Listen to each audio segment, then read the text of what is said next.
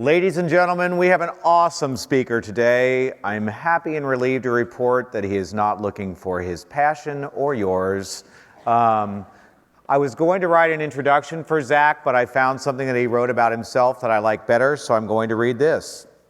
Zack Urlocker is a pseudonym for a Silicon Valley software executive rapidly approaching his midlife crisis. Mr. Urlocker has worked for 20 years in the software industry, and he has held executive positions in engineering and marketing at a range of enterprise software companies.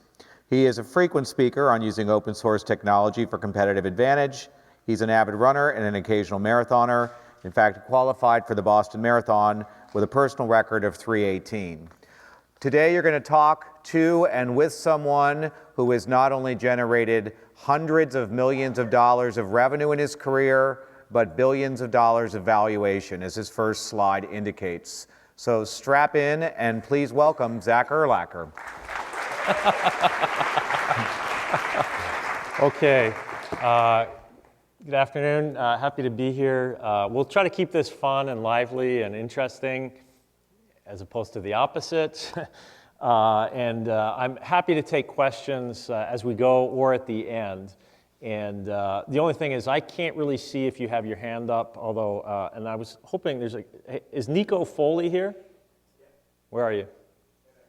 Hey there, okay, come see me afterwards, so yeah. Okay, so who am I? I'm a software executive. I've been in the business actually a little bit longer than 20 years, because I'm an old guy now. I'm also occasionally an investor, advisor to software companies. So a lot of my career was at companies like Zendesk. I was chief operating officer there. MySQL, I ran marketing and engineering or products, Active Software, Borland. And I'm an advisor to some companies. I don't know if you've heard of Puppet Labs, PagerDuty, Duo Security. Has anyone heard of Duo Security here in Ann Arbor?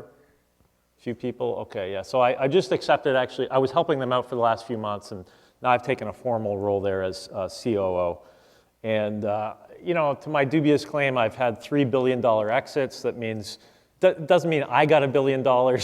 It means the investors who own the company, and of which I had some amount, we were able to either have an IPO or sell that company for $1 billion, which is kind of cool. I'm a reformed marathoner, so any marathoners in the room? So, okay, so a few. 3:18 is an okay time for an old guy. It's not great for your age. You should be able to beat that, no problem. And I occasionally play bass, although candidly, I'm really not very good at it. Okay, there's 4 ideas I'm going to talk about here. This is mostly about the software industry, tech industry, and it's about how the industry is cyclical, about platforms, about disruption, and then I have a bonus slide, how to achieve happiness in life. So if you're really interested, just skip to the end and you can get that one. And if you have questions, again, feel free to shout out as we go. So one of the things that if you've been doing something if you've been in an industry for a while, you kind of get a sense as to what are the patterns that happen over time. And the tech industry or software or hardware stuff is particularly interesting because of the amount of innovation that happens over time. And did you guys do the reading, the Peter Thiel, chapter 3, et cetera? I mean, if I read it, you guys should read it, right? And he talks about kind of this idea of, makes a little bit of a distinction between sustained engineering and I forget what he calls the other one, but sometimes it's called disruptive engineering or 0 versus 1, et cetera. And really, if you think of hardware, it's just had this fantastic growth back in the old days when CPUs were measured, speed was measured in megahertz versus today gigahertz, or communications, et cetera. But it's kind of an amazing trajectory of technology improvements that has driven performance up and cost down. And if you look at it over a 30-year period, it seems very smooth, and things will always get better. Or if you've invested in stocks in the last couple of years, it's like stocks only seem to go up, right? It just looks great. But when you actually get close to it and you look at a more detailed, like there's actually, this is the NASDAQ chart, like there's actually lots of ups and downs as you go. And the reason I mention this is because when there's changes in technology or changes in the economy, it actually suggests a time during which there can be massive amount of change. And if you're on a curve that has these ups and downs, like you see over a 30-year horizon, it's sometimes very difficult to tell, am I at the top of this market? Am I at the bottom? Is this thing moving along? Is this a good time to start a business, or is this a lousy time to start a business? So, but the key thing is tech or software is a cyclical business. And even though sometimes it might seem like, wow, every good idea has been implemented, or I'm not going to be able to come up with some new things, suddenly there may be an opportunity. Okay, in particular, over the horizon that I've been involved, there's been a lot of what I would call a platform shift. Platform meaning literally like the either the hardware layer, the operating system level, et cetera. And I put some examples here. The top is kind of meant to be the platforms, and if you go back far enough back in time, the original Macintosh or the original IBM PC or Linux or Windows, and you can think of today the iPhone or Android are platforms on which people are building applications, and even arguably Google is a platform. Maybe you could consider Facebook a platform, although I think of it more as an application. But as the platform has evolved, that's given opportunities for applications, or basically new uses of the technology, right? There's a guy I met this week. He's got a kind of cool application on Android. He's building one on iPhone. He's got a web app, and it's basically for finding skateboard parks wherever you happen to be, but he's in Ann Arbor, and you can look up and rate skateboard parks or places that you would go skateboard with people. Like that kind of application wouldn't be possible without mobile devices, right? So mobile devices, new platform, creates new opportunities for innovation. And whenever there's a shift in the platform, there's an opportunity for new businesses. And particularly if you're young and not a jaded old fart, like some of us, then you can see these changes and see them up front and say, well, everybody I know is doing stuff on Android, and you have an opportunity to actually be somewhat disruptive. We'll talk about that. So any change of platform means there's an opportunity, because what happens is the new platform changes what has been the status quo or the default for a period of time, and you can create new applications.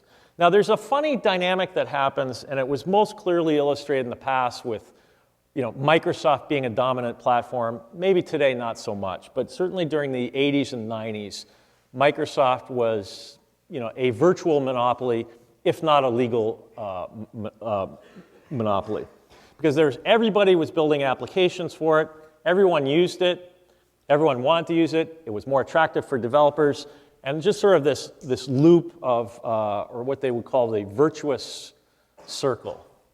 It made it very attractive, very hard to go compete elsewhere because it was the dominant platform. And it seemed unstoppable until suddenly it could be disrupted.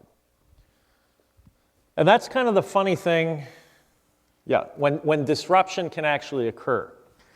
And in a way, you could say, for those who are familiar with Microsoft, it's got dominant share on desktops, but what's the market share of Windows on mobile devices? If you had to round it, what would you say it is? 0.2%. Less than 10%, less than 2%. I mean, you could just round it to 0, pretty much. I mean, does anyone here have a Windows phone? Just shout it if you have one. Yeah, see? So it's a pretty low percentage. Maybe it's 1%. So there's maybe somebody here who's too shy to say that they have a Windows phone. A friend of mine works on that platform. It's a good platform, but they got left behind. They got disrupted, and they got disrupted by a new platform. And so I'm going to spend a few seconds to talk about disruption. Disruption is really a fascinating thing because it's a time during which the criteria by which you evaluate a solution becomes very different. If you look at desktop applications, on a laptop or a desktop computer, et cetera, it's very different from what you would try to do on a mobile, right? And disruption means literally an inferior solution that is going into an unattractive market and can change the rules of the game. If you ever have the opportunity to work for a company that is truly disruptive, you should do it. Because as a friend of mine once said, it's more fun to be the steamroller than the pavement. Like, it's more fun to disrupt the status quo than to be trying to maintain the status quo. It would be much more fun to work at Apple when they were introducing the iPhone than to be the guy who's trying to come up with Windows 7 or Windows 8. I actually turned down the job to go run Windows, I guess what eventually became Windows 7 or something before that. So there's lots of examples of disruption. The original IBM PC was disruptive. The first digital phones were disruptive. Linux as an operating system was disruptive. Has anyone heard of Linux? You? Okay. Okay. Has anyone heard of MySQL? Okay, good. Has anyone used MySQL? Few? Okay. Does anyone pay for MySQL? No, because it's open source. Why would you if you're a student, right? So let's talk a little bit about that. So when I was at MySQL, I joined when it was about 50 employees. They had some revenues, et cetera. This is a picture of one of the co-founders, David Axmark. He's in a small boat. He's in front of a big yacht. Any guess who owns the yacht? Pardon? No. Who would own the yacht that we would be disrupting? Yeah, Larry Ellison. That's Larry Ellison's boat. It's actually much bigger than it looks here in this photo, but we sent him he was in the Swedish harbor. David is Swedish, so we sent him there to go take a photo because we thought that was pretty funny. Because, like, who's paying for Larry Ellison's yacht? The customers, right? Like, when you pay for an Oracle license, like, somebody's paying all that expense on that yacht. So we were trying to make a point. So our goal at MySQL back in 2003, 4, 5, et cetera, was to disrupt the database market. And I'll go into a little bit more detail. One of the concepts, though, is if you're doing disruption, you have to disrupt in almost every facet of the business. So from technology, a technology change, a market change, a pricing change, platform change, how do you distribute your stuff, and most importantly, the use cases or ways in which people actually use the software or the product, whatever it is.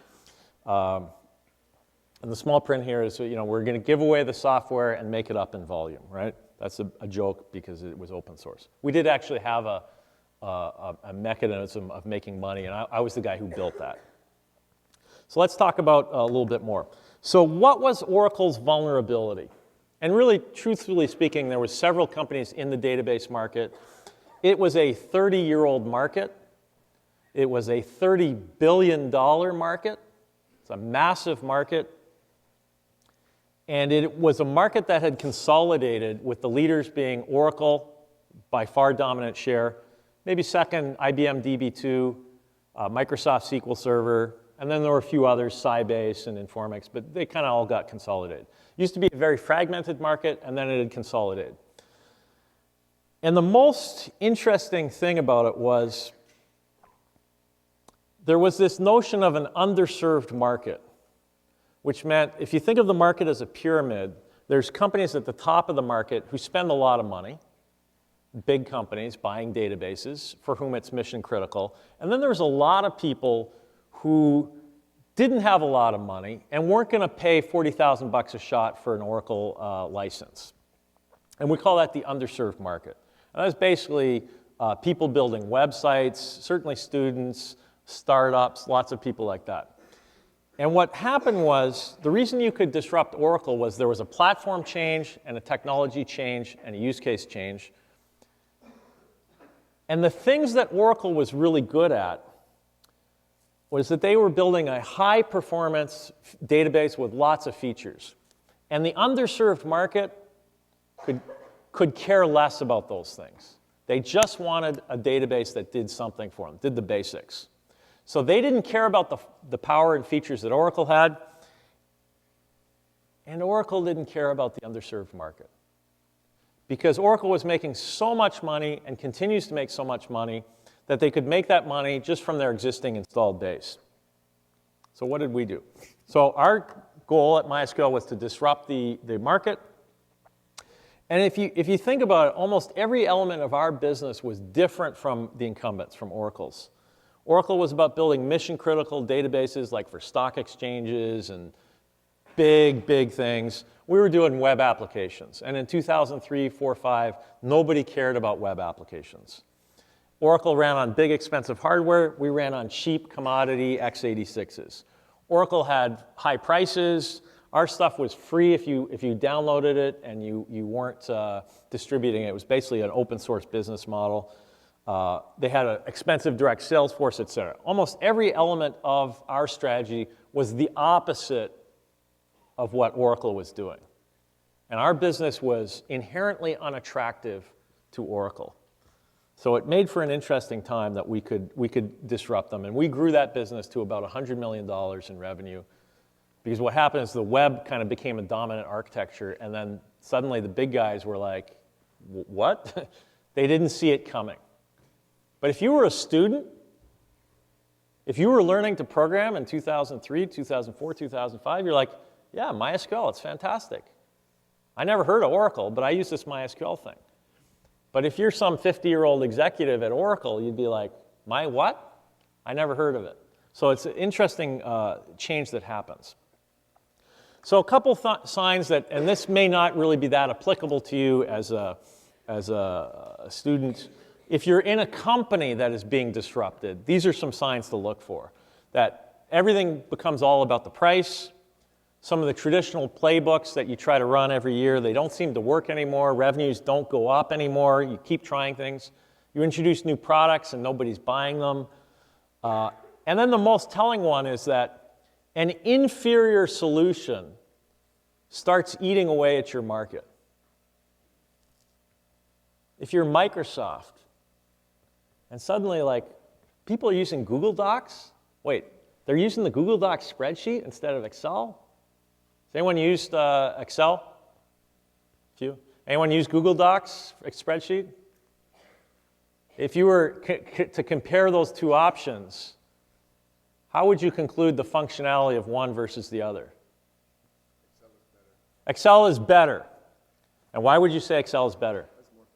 Excel has more features. Absolutely. So if you're a Microsoft executive and you look at this stuff, say, who the hell you'd be out of your mind to not use Excel. It has all the features. But costs money, yeah, it's expensive, it's complicated. And if you have Google, if you are not going to spend $400 on an Office software, you know, compared to doing it on a calculator, Google Docs spreadsheet, like, it's okay, it's free. And how was Google Docs disruptive of Office? What could Google Docs do that Office couldn't do? Everyone could use it, yeah, what else? I got to go with somebody else, yep. It's in the cloud. It's in the cloud, which meant you could collaborate on it. Didn't have all the features. So what happened? A platform changed. Cloud. It meant you could collaborate, and it meant that the criteria by which people evaluated that solution was different. If you're the incumbent, you're an executive at Microsoft, you say, all the people I talk to, they love Excel. They never heard of Google Docs. You go to U of M, you talk to students, they say, Excel, that's like what my father uses. I don't want to use that one. That's the old version. Or I got the cloud version. I can use it anywhere. I can use it from my Chromebook, et cetera. So the sign of disruption is when you see a, quote, inferior solution start eating away your product. And then you really know you're in trouble when management is saying, like, we need a miracle. Like, we need somebody to acquire our company or whatever. Okay. That's all I want to say about disruption. Now we'll just switch to happiness. 4 keys to happiness in life. Do something that matters. Don't work for a jerk. The biggest determinant of your happiness in life is who you work for. It's kind of crazy in a way. Like, it probably has more influence than who you marry, is like who you work for. If you really want to be successful or happy, like, spend less money than you make. If you spend more money than you make, you will never be happy because you're always just going to be on this churn mill. Last point, marry wisely. That's my wife. She's pretty cool. She doesn't actually play guitar, but that's my guitar. So I play guitar, so okay. And then I just have some books and stuff that I'll mention here that may be useful, and then we'll go to the Q&A. The stuff I talked about disruption is covered in much more detail in Clayton Christensen's book, The Innovator's Dilemma. You don't really need to read the whole book, but you do need to read at least the HBR article. If you want to understand a little bit more about the tech industry, there's a couple books here that I think are really good. High Stakes, No Prisoners is good. Soul of a New Machine, Art of the Start. And then Peter Drucker, I think, is fantastic. You can just Google that and find like if your goal is to be an executive, if you read that article, it's very good. This book here I mentioned by Max Barry, I just think is hilarious, and it's about a company. And it's about a company that is just sort of made up and hilarious, but it kind of speaks to what it's like to work in a big company where you don't really understand why stuff is happening, and maybe nobody understands why stuff is happening. But I thought it was very funny. And at the time, I think he was inspired by that because he was actually working for HP. And it was a time during which HP was just a complete mess. Maybe it still is. But anyways, those are some interesting resources. Okay, I think we're doing pretty well on time. We are. Would you like to sit down and chat for a few minutes? First Yes. of all, thank you very much for a great lecture.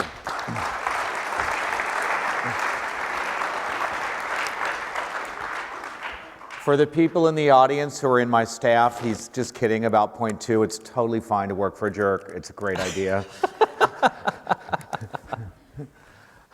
John is going to join me so that we don't end up as two old guys on a park bench talking here for the last part of class. So the very first question I would like to ask you is, you talked a lot about your successes today. Have you been involved in any failures? And were there certain characteristics to those that were consistent, or how did you learn to avoid failures, like Windows 7? Yeah. So, yeah, you have to take risks. And the downside of taking risks is that there are failures. And most people think that they want to take on a lot of risk until they fail, and then they say, oh, I never want to do that again. So most startups fail. Like most venture-backed startups don't really make money. 19 out of 20 really don't go anywhere. So I had a couple where it was like, it was okay. It didn't really do anything in the market. So one of the things that I've done a lot of is I've picked companies where you could see product market fit. Meaning you could, if you join a company and they're about to launch and it sounds awesome, but they haven't actually sold any product yet, you're in a very high risk category. If you're at the stage where there's $1 million or a couple $1 million coming in revenue, you have decreased that risk by 10x, probably. It can be more fun to be in the high risk company, but it doesn't necessarily pay off. And if you're in a startup and nobody cares, it's really lonely. And there's actually very little you can do. It's kind of like being in the hit record business. Like, you have a hit record, life is good. You don't have a hit record, okay, like, what do you do? Well, you go find another band or you create another record. So there is a little bit of a binary thing there. And I think once you get a few million in revenue, you've decreased a lot of the risk. Okay, before I turn it over to John, I want to follow up. You've been an entrepreneur in residence. Does everybody here know what an entrepreneur in residence is? Yes, no, show of hands? Why don't you tell them what an entrepreneur in residence is, because the follow-on question is, did you ever look at one that you missed that turned out to be awesome? Sure, definitely. Ask me that again, because I'll forget in 10 seconds. So there's sometimes in Silicon Valley, or elsewhere, there's entrepreneur in residence or executive in residence, EIR. And I was actually an EIR at Scale Ventures twice. I was really an executive in residence, and what I chose to do was actually help their portfolio companies scale their business. And normally you do this for a period of time. It's not a career. It's something you do for you don't do it right out of school, for sure. You do it after you've won some and maybe lost some. And you have some, either two situations. One, you want to help their portfolio companies, which is what I did. Or two, you have an idea that you want to build a startup, but it's not fully baked yet, and you're trying to do some research to figure out, could it be viable? So typically it's a 6-month, maximum 12-month kind of scenario in a venture firm or elsewhere, where you're working on something, you have access to an office and phones and video conferences and hopefully free food, because that's important. And you're working on this maybe with 1 or 2 people to see, can you get traction and are you going to go all in? But it's during that high-risk stage where it could pivot. I've had friends go be EIRs, entrepreneurs in residence, where they, for 2-3 months, came up with an idea. Does anyone use Acompli on the iPhone, the email client? Okay, so he launched his company with Redpoint Ventures 18 months ago and sold it for $200 million to Microsoft. Like, holy smokes, what a payoff. That was a good exit for that period of time. But they don't all work out. But it can be an interesting thing. And what's one that you looked at that you might have passed on? Well, it wasn't so much, it was a little bit later stage, but back in, you'll appreciate this, it was in, meaning it's old. I got a call from a recruiter. It was at Netscape. And there was a VP at Borland who had left Borland to go work at Netscape, and the recruiters were all calling to join Netscape. Netscape became a huge IPO, billion-dollar company in an era when that was somewhat uncommon. And I didn't even return the phone call. Now, it wasn't out of arrogance. It's just I really liked what I was doing, and I was busy, and I didn't want to change jobs. But the recruiter, after the IPO of Netscape, he calls me up and he says, hey, I was the guy, and you turned down that awesome job. And it was sort of like, well, thanks for rubbing it in. Right. But I mean, I was happy with my decision, so I really didn't mind. But I thought, well, that's an interesting technique to be a complete asshole after the fact, right? So I don't really regret it, but it was kind of, that was interesting. My guess is that recruiter works in academia now. John, I'm going to turn it over to you. Sure. So I want to start off with setting up a contrast first, and then I have a sort of follow-up question after that. So sort of going off a little bit of what Tom said. You originally started by working very early stage. You mentioned your work in SQL, MySQL, sailing the little ship, up to Larry Ellison's yacht. But comparing that to the work you did later on in venture capital, which was mostly in later stage or mid-stage companies, how would you compare identifying an early stage idea like you did with MySQL and knowing that that was going to disrupt versus the skills that you needed later on in identifying mid to late stage companies and helping them with growth? Because I know in one of the pieces you mentioned you've authored a couple of works, and one of the things that you talked about specifically was your sort of drive to want to work in later stage and sort of understanding that risk profile a little bit more than early stage. Yeah, later stage is all relative. So, the companies where I've had the most success and what I actually personally like doing is scaling a business from, it might be 6 million or 7 million to 100 million in revenue. And I've done that repeatedly. And Duo is kind of at that stage right now. In the earlier stage, you really just have opinions. Do I think people will buy this thing? If there's no revenue, it's like, do I think people will buy this thing? And I spend a lot of time helping entrepreneurs, and I try to be generous with my time and with founders and give them an opinion. But really what they have to do is go find out in the marketplace, does anyone care about this thing? And do they care enough to actually spend some money and buy it? And so there is, what I typically look for is, are there patterns emerging? And when I joined MySQL, it was early, but they had 6 million in revenue happening. But they didn't actually, like when I talked to the VP of sales during the interview process, he's like, every deal is different. We don't see any patterns. And so my bet was kind of a bet on myself that I could see patterns maybe where they couldn't see patterns. Pattern recognition in terms of understanding a market is a very valuable function. I don't know how you get good at it other than, like, if you don't know what's going on, talk to customers. Find out why are they buying the thing that they're buying. Why are they not buying the other thing? And customers, most people are very generous about telling you what's going on. So I would just go out and I'd talk to people about why they were using MySQL, why they were unhappy with Oracle or whatever, and learn a lot. I don't know if that really answers your question. No, that absolutely touches on that, and that sort of lines up perfectly with the follow-up that I had, which sort of deals also in terms of the work that you've done in the venture field and identifying these patterns and this pattern recognition and how important that is to the work you've done. Do you think that there's too much money in venture capital these days, or do you think that, because I think one of the other things, I don't know if anybody in the class has had a chance to take a look at some of the other work that he has written, but you did mention in one of the pieces that sort of these slide decks that show growth are a dime a dozen. And it's really easy. Everybody has a startup. Everybody has an idea. Everybody can show growth. But at the end of the day, only a small fraction of those companies will end up being successful. And MySQL did it. Yep. Other companies have done it.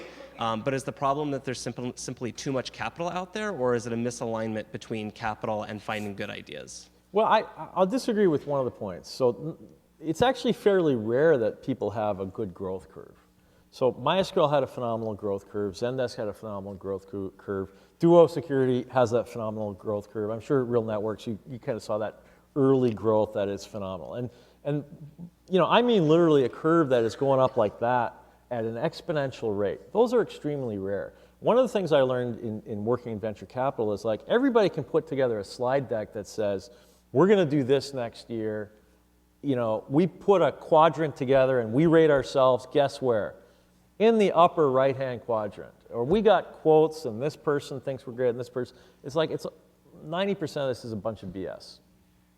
Anybody can put together a PowerPoint slide deck like that. There's only two slides that matter. One, do you have a growth curve and actual revenues or a very close approximation or predictor of revenues? But like if it's revenues, it's real, everything else is speculative.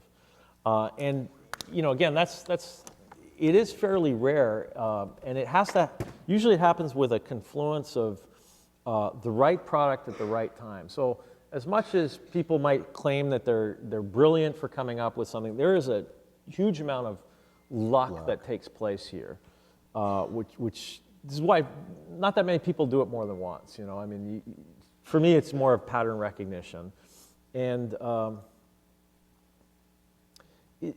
there is definitely. You know, you hate to say this, but yeah, there's probably too much money in venture capital. But it's a good thing, and in some ways it's a good thing, some ways it's a bad thing. If you're young, like don't go into a career in venture capital.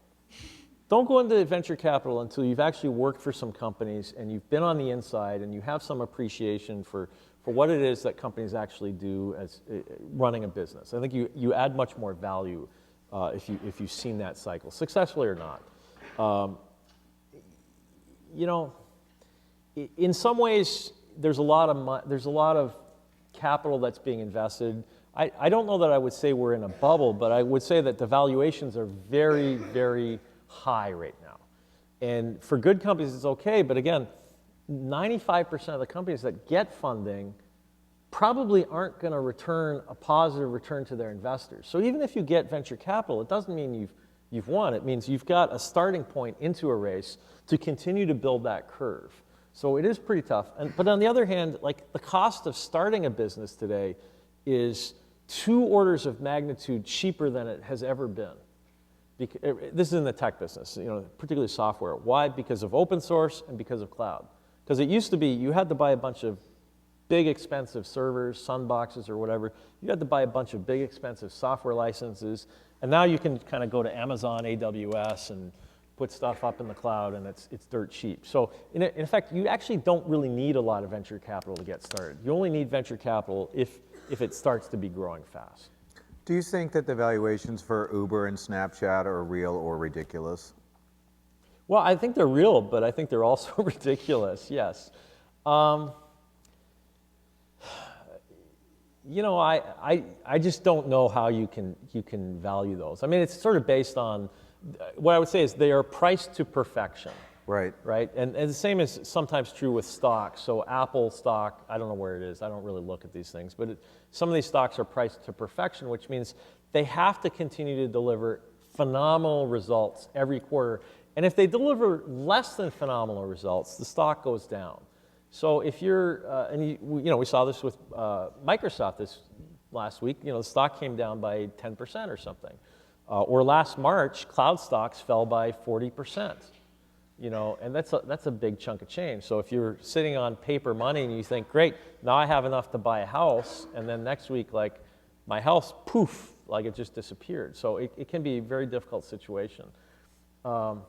Some of these companies, you know, there's certainly some very good businesses there. I mean, Airbnb is a phenomenal business. You know, it's potentially very disruptive. You know, but you know, even if you get a valuation that's in the hundreds of millions or something, like that's a phenomenal accomplishment. The thing to keep in mind is Uber, Snapchat, these companies, these are the, we talk about the 1%. This is the 1% of the 1%. So every entrepreneur thinks, well, shoot, those guys got $1 billion. I should get $2 billion. It's like, that's like looking at Hollywood salaries. Somebody's going to lotto, might as well be you. So, yeah. So our profound theme for this semester is Journey of an Entrepreneur. What did you think you were going to do or be when you were their age? Well, I wanted to be in tech. I absolutely wanted to be in the software industry. I knew that. I found it to be an exciting industry. And the funny thing is, back then, it's like nobody gave a hoot about the software industry. Nobody cared about microcomputers or anything. And I was just determined to do it because I found it fascinating.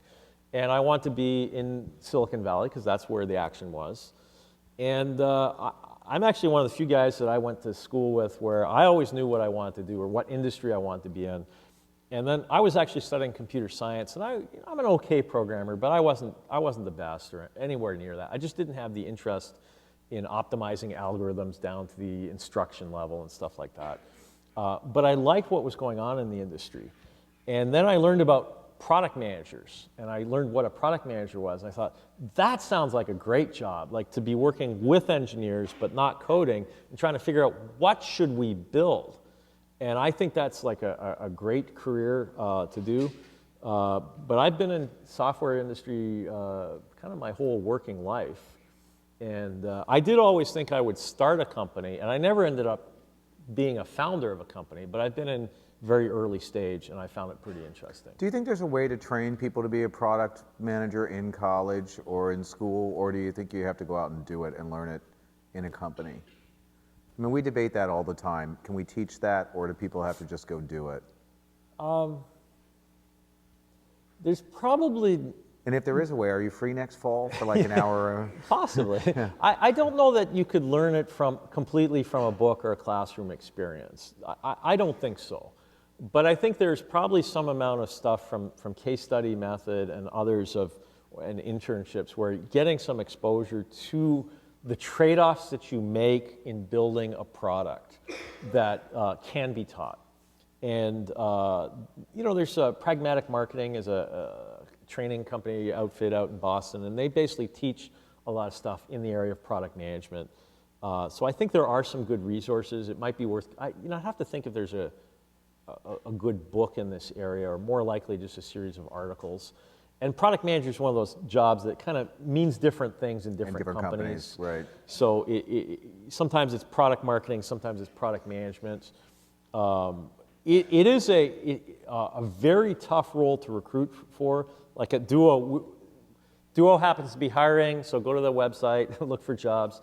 But it's like, we're looking for a product manager and product marketing, and it's hard to find people because product management is sort of that intersection of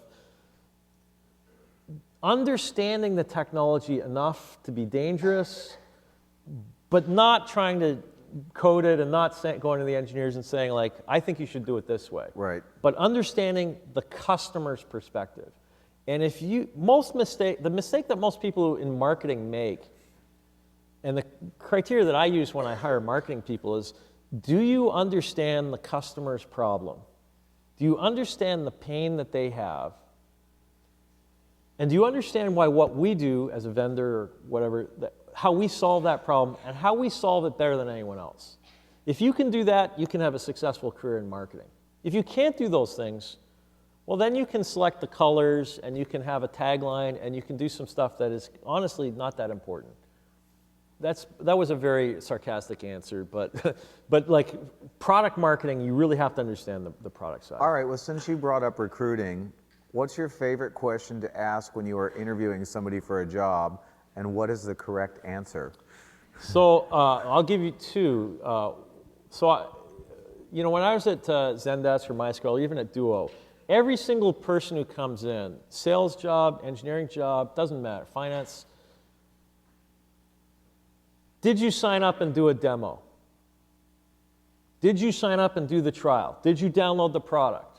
There is only one correct answer. The correct answer is yes. Because if you did not sign up to try the thing, like you failed the test, you were an idiot.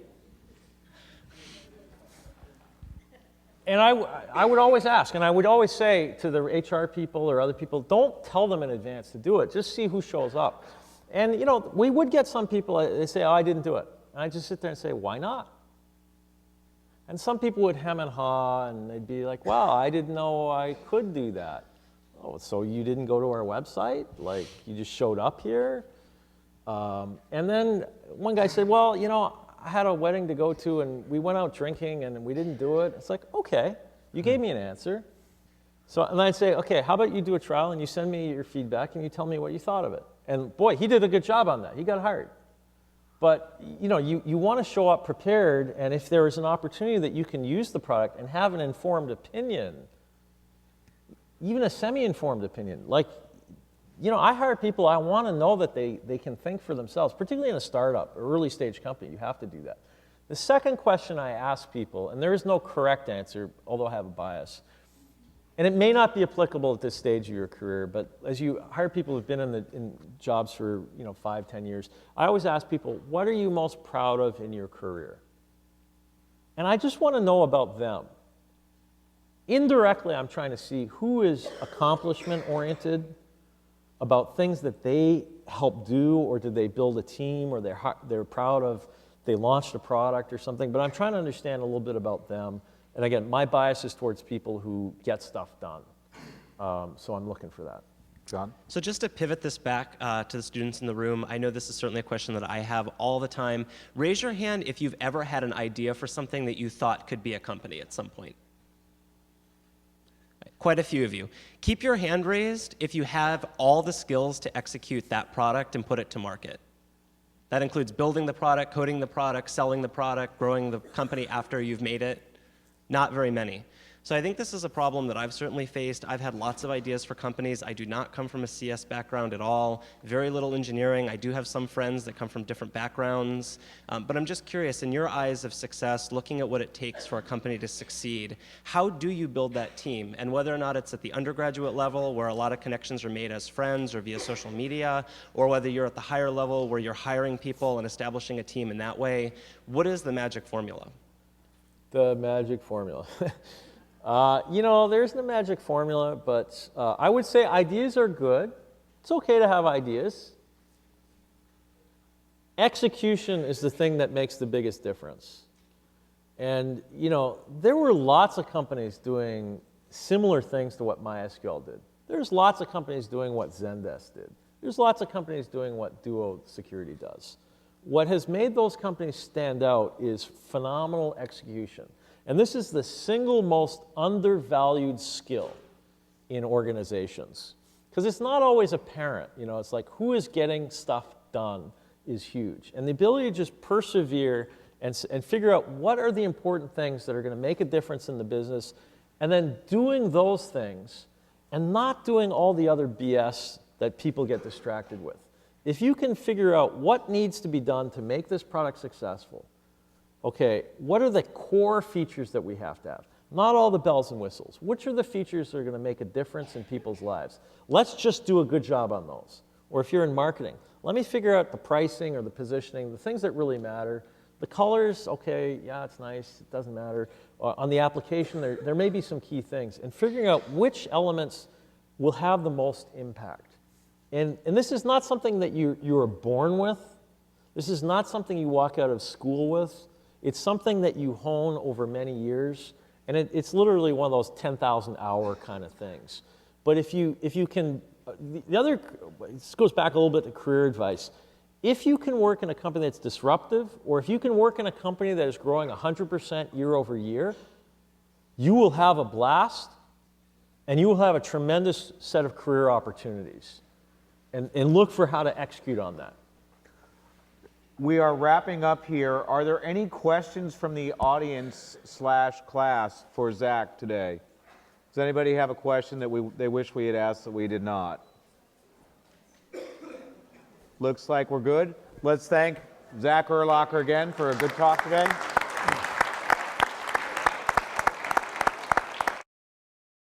All right, ladies and gentlemen, please welcome our mentor judges for the startup. First up, please welcome Adrian Fortino. Adrian is